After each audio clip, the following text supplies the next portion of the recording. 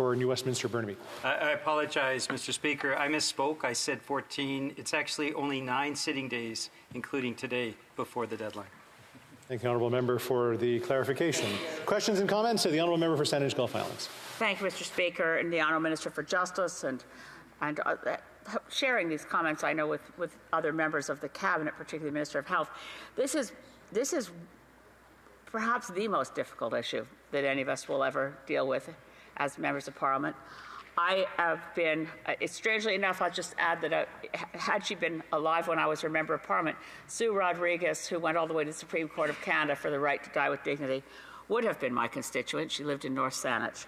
There are tremendous public support in my area for medical assistance in dying being available to Canadians. But I have to say that when it came to Bill C-14 and extending it to where mental illness was the only underlying cause, I voted for that bill only because there was a time delay that we should be ready before it comes into effect. I think we know I support what the Minister of Justice just said. We know the provinces have spoken with one voice.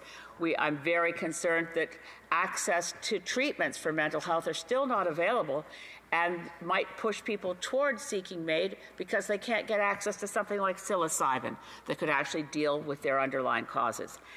But I very much object to using time allocation. I don't think I've ever voted for time allocation in this place, but now I must, because the court deadline is approaching. March 17th is soon, and we need to make sure that we don't leave Canadians in this awful gap where we don't have anything in place as a Parliament to deal with the current crisis. So I offer those comments just to say I'll be voting differently than the way I typically have, but I still vigorously object to time allocation used routinely.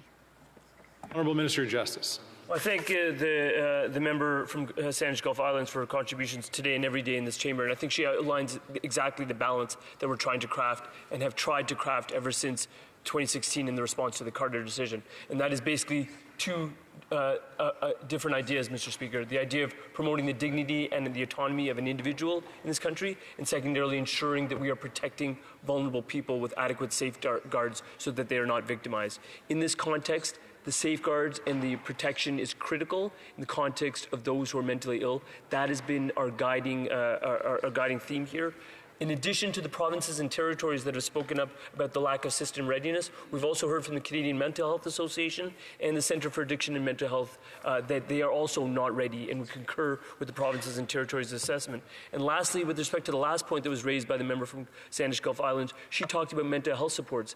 This is critical now more than ever, particularly coming out of the COVID pandemic. What I would say to her is that when we reached a deal about 1 year ago to provide a record number of dollars in support of the Canadian healthcare system, we outlined certain parameters for that support, and one of the pillars of that support was supporting mental health and the mental health needs of Canadians. That is a fundamental priority for us and will remain so. Thank you.